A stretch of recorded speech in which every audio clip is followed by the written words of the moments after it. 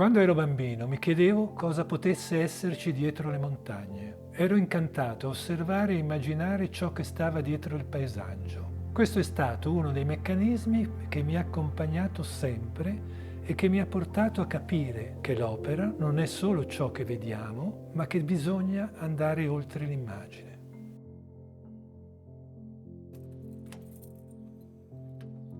Mi chiamo Italo Bressano, sono un pittore e ho trascorso la mia vita tra Trento e Milano, dove ho insegnato all'Accademia di Brera.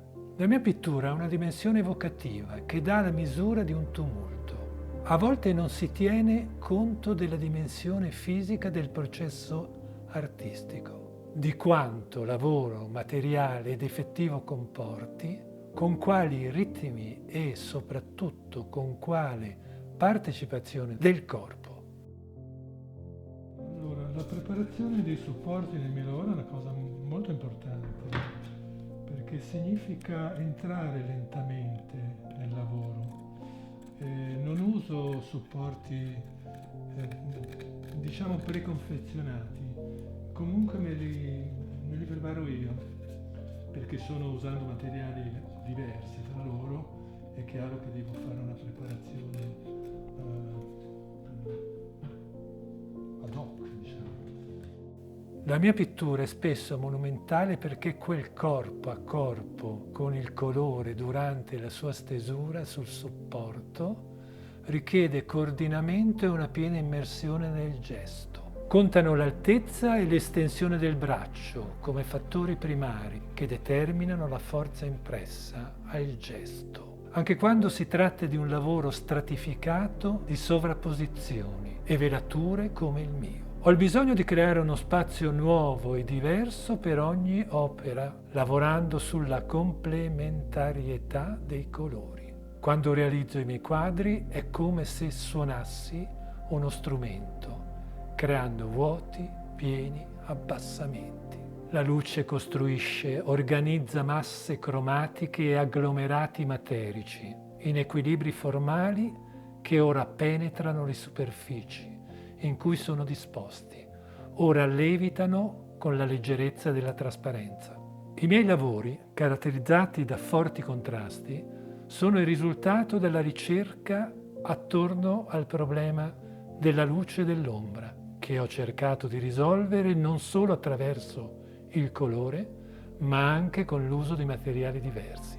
Alterno l'uso di materiali come il vetro e le tavole con o senza carta, lavorando in positivo sulla tavola e in negativo sul vetro. Non dipingo semplicemente la lastra di vetro come fosse un qualsiasi supporto, ma cerco di sfruttarne la trasparenza, intervenendo da dietro, applicando con un procedimento speculare inverso prima i colori che resteranno più evidenti e procedendo poi di strato in strato verso il colore di fondo. L'effetto che cerco di ottenere è di una inaspettata profondità dell'immagine.